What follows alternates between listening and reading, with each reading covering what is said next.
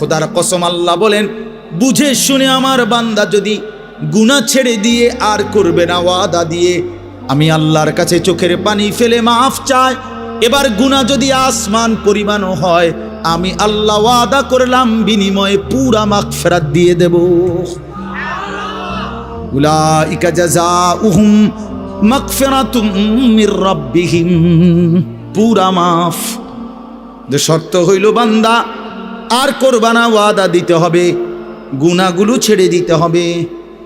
আমনের কলজার ভিতরে হইল আমনে কোনো সুদের টিয়া ছাড়তেন না, আমনে কোনো বিড়িখানা ছাড়তেন না, আমনে কোনো সাদওয়ানের টেলিভিশন সাউন্ড বন্ধ করতেন না।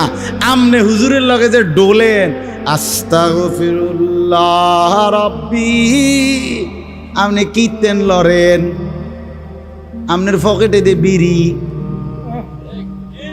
আমনের লেগে দে সাদওয়ানের টেলিভিশন লইয়া বইয়া রয়েছে দোয়ানদার, আমনে লরেন কীর্তেন, কির তওবা করেন কার কাছে?